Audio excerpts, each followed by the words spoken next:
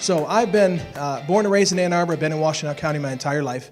Went to Pioneer High School, went to Washtenaw, dropped out, came back to Washtenaw, dropped out. So anyway, the reason why I tell you that story is because I'm a lifelong learner.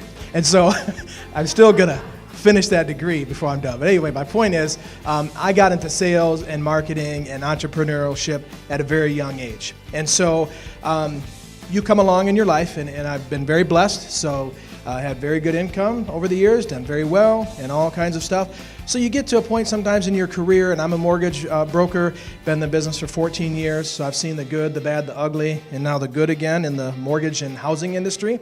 And so you feel, if I can say, comfortable, right? You're like, hey, I'm doing this, I'm plowing away in retirement and savings, and we get to do these things, and hey, I'm okay. So Dan, I've watched over the years, just continue to go up and up and up and up. And it's the same Dan I know, but he is just really focused on helping people. And so I thought, how can I help more people? Well, in our business, we're all doing the same thing. You help more people by being in communication with more people. So one thing that was my challenge was I had plateaued kind of in my mortgage business because there's only so many hours in a day, right? And do any of you feel like sometimes there's not enough hours in a day? That was me.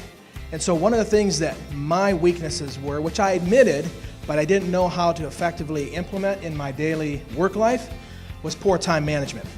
So I hired Dan to come in and say, hey, I need to go from this level to the next level, but I'm kind of confused on how to do it. You know, I've read the sales books, I've listened to the podcast, I've watched the videos and all these things, but just wasn't able to implement it and make it stick. So Dan came to my office, and he observed me for a full hour. That was phase one. And so then we went down this other section of our building that's newly remodeled offices, but no one had moved down there because where we're at in our offices, everybody's friends and they're, can chat and all that stuff, and it's comfortable. So we get down there.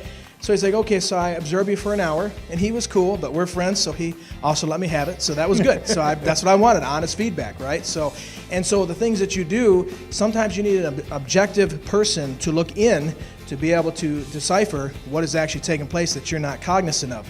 So Dan, we went down this office, and he said, you were up there a whole hour, you were busy the whole hour I watched you, nonstop. He goes, but what I observed, you might have accomplished only 2 or 3 things in an hour. So out of that hour, you probably wasted 45 minutes, 40 minutes of productivity.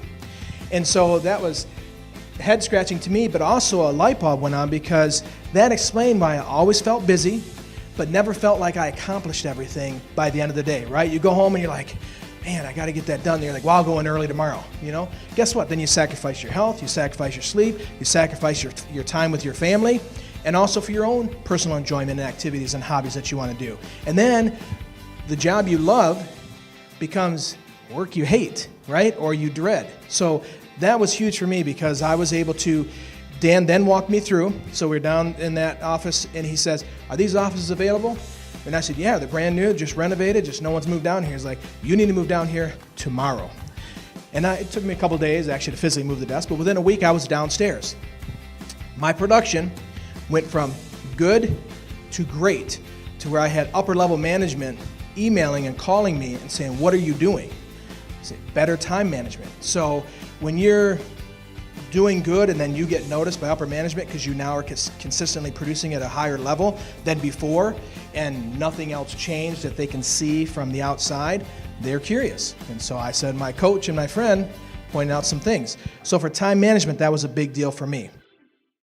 A lot of us have our business, so as a mortgage loan officer, I'm kind of what you call an intrapreneur, right? So I work for a company, but I run my own business. I don't have leads or anybody provided to me. Just like you, I pound the pavement for my business, right? Advertise, networking, all those different things. So that's how my business comes in the door. With that being said, other people were doing it better, and that was frustrating to me.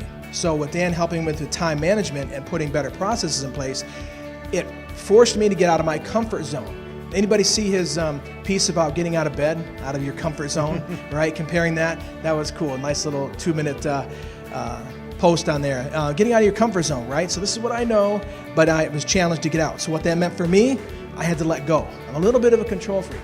So not in necessarily a bad way, but like, these are my clients, this is my loan, this is my process, this is my responsibility. I have an assistant who is more than capable to do a lot of things that I wasn't really like giving up. So that was one thing he said, Dana needs to be able to take this over. And I was like, and I'm like, well, I don't want to dump that on her. And so then what challenged me is, again, to evolve and say, okay, now I got to put another process in place so she and I can communicate well, provide the same great service to my clients that they love is why they're referred to me and come to me, right? And that's why people come to do business with all of you, right? People do business with who they know, like, and trust.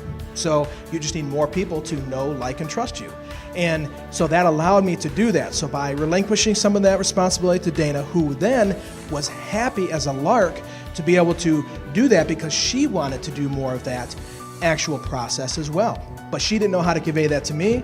I didn't know how to read that on her end either. So Dan, in just those two things right there, I don't know if I should dollar amounts, but easily put a consecutive back-to-back months of, well, anyway, a couple thousands of dollars extra each month in my pocket, directly related to his time with me. So the reason why I share that with you, and that's why I'm up here as a friend and also as someone he's mentored and coached, because you may not know Dan, and so you don't fully comprehend what he can add. So Dan is able to objectively look in, see what things that you need to work on, and just point out a couple things that maybe, like myself, you in the back of your mind knew something just wasn't quite right, but now you're able to implement it. So I could go on and talk, but for sake of time I will not. But what I want to encourage all of you too is, if anybody wants to talk to myself or others who will come up later on today in the break or afterwards or what have you, and you're like, hey, my business or my situation is similar to what you explained or you shared, please, we're open. I can't speak for everybody, but I'm pretty sure open mic and everybody to, talk to you and chat with you as well.